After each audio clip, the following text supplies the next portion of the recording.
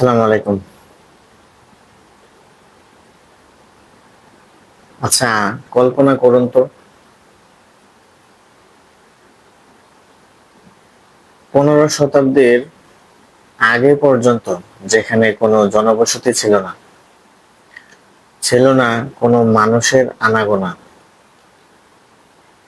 ঠিক 500 বছর পরে সেখান থেকে একটা জাতি উঠে এসেছে যারা 2026 বিশ্বকাপ খেলবে। ব্যাপারটা কিরকম অদ্ভুত না?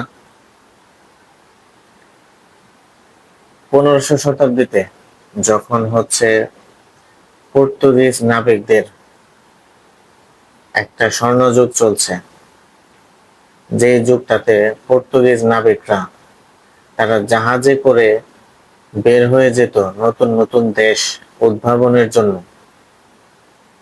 ঠিক সেই 1500 শতাব্দীর মাঝামাঝি সময়ে, সালটা সম্ভবত 1444 সাল।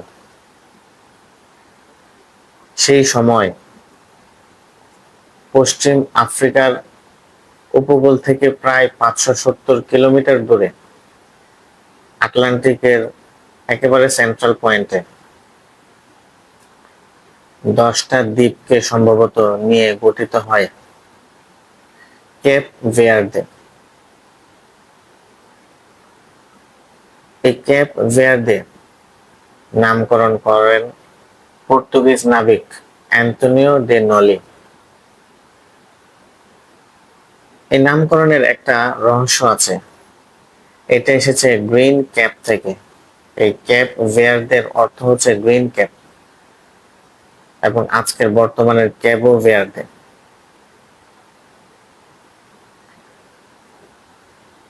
একটা সময় ছিল যখন ওই সময়টাতে আসলে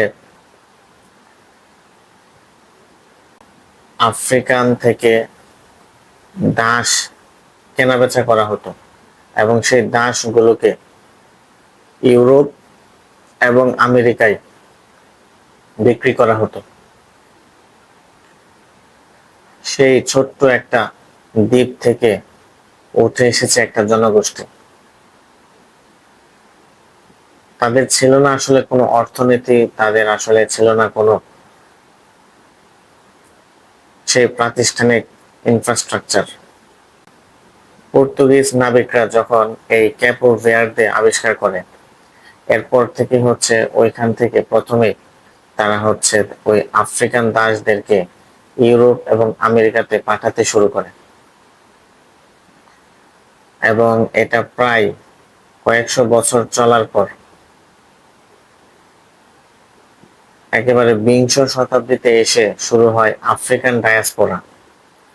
এই ডায়াসপোরার মানে যখন নিজ দেশের মানুষ পৃথিবীর অন্যান্য দেশে গিয়ে বসবাস করে, কিন্তু নিজের দেশের যে পরিচয় সেটা তারা কখনো ছিন্ন করে না, সেই পরিচয়টাকেই তারা বহন করে, তখন সেটাকে বলা হয় ডায়াসপোরা। এবং বিংশ শতাব্দীতে ওই কেবো ভেয়ার্দেতেও সেই ডায়াসপোরাটা শুরু হয়, যখন তাদের অর্থনীতি একেবারেই ভেঙে পড়েছিল। ইউরোপের বিভিন্ন দেশে যেমন নেদারল্যান্ডস, পর্তুগাল এবং যুক্তরাষ্ট্রে নিউ ইংল্যান্ড যেটাকে বলা হয়, সেখানে এই কেবো ভেয়ার্দের জনগোষ্ঠীগুলো ছড়িয়ে ছিটিয়ে ছিল। একটা সময় গিয়ে কেবো ভেয়ার্দের জনগোষ্ঠী বুঝতে পারে যে তাদের আসলে স্বাধীনতা দরকার, এবং সেই স্বাধীনতার নায়ক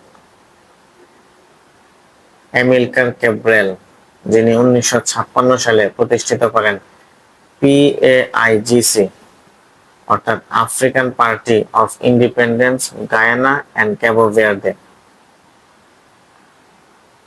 এই অ্যামিলকার ক্যাব্রেলের হাত ধরেই শুরু হয় ক্যাবো ভেয়ার্দে এবং গিনি বিসাউয়ের স্বাধীনতা সংগ্রাম।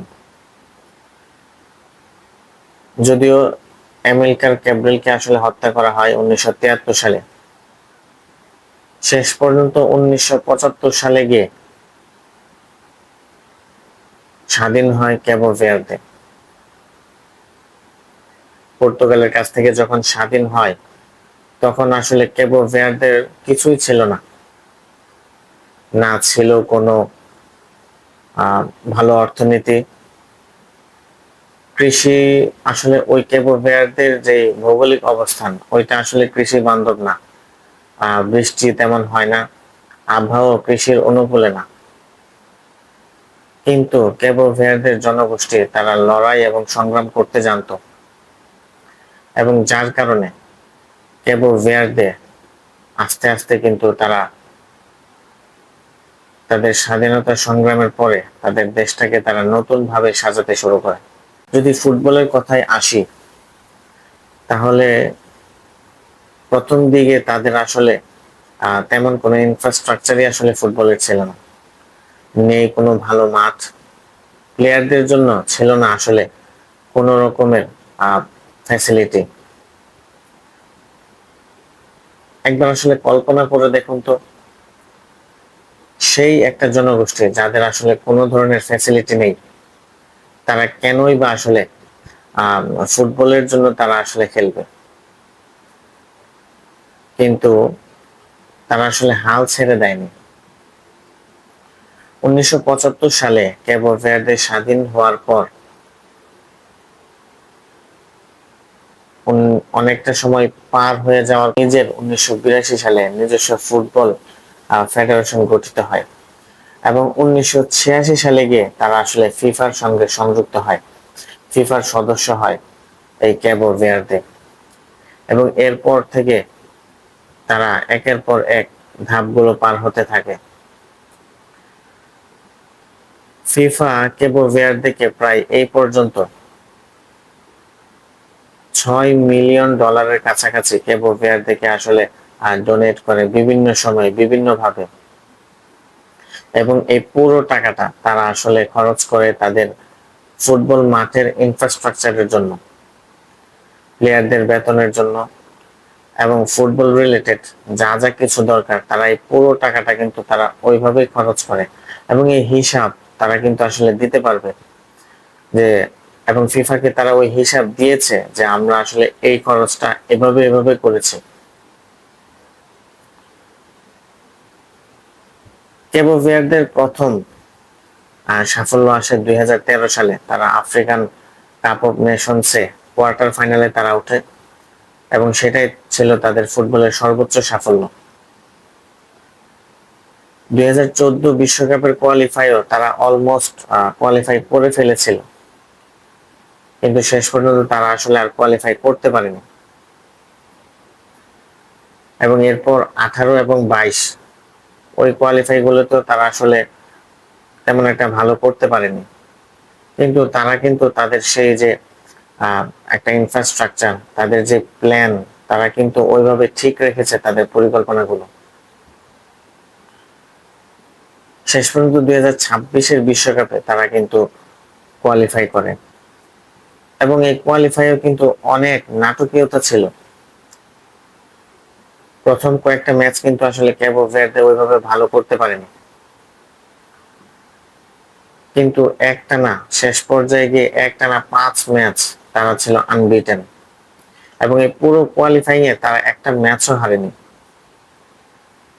কোয়ালিফাইয়ের শেষ ম্যাচ তারা এস্তোয়াতিকে 3-0 গোলে হারিয়ে তারা কিন্তু 2026-এর বিশ্বকাপে জায়গা করে নেয়। পর্তুগালের নানি ফ্রান্সের প্যাট্রিক ভিয়েরা, তারাও কিন্তু জন্মগতভাবে এই কেবো ভের্দের। যখন তারা হচ্ছে বিশ্ব ফুটবলে খেলেছিল তারা হয়তো তাদের দেশকে রিপ্রেজেন্ট করতে পারেনি, কিন্তু এখন কেবো ভের্দে তারা কিন্তু তাদের নিজের দেশকেই তারা রিপ্রেজেন্ট করতে যাচ্ছে, এবং এটা একটা বিশাল অ্যাচিভমেন্ট।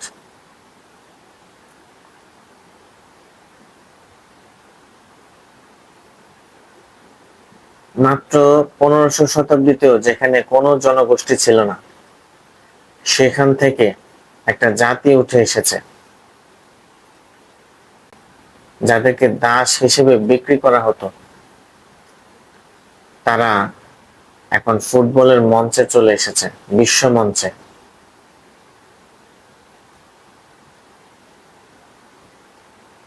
এই ক্যাবো ভেয়ারদের এই যে এই উত্থান, এই ক্যাবো ভেয়ারদের এই যে এই বিশ্ব মঞ্চে উঠে আসা, এটার পিছনে কিন্তু অনেক সংগ্রাম রয়েছে। পর্তুগালের কাছ থেকে যখন 1975 সালে তারা স্বাধীনতা গ্রহণ করে,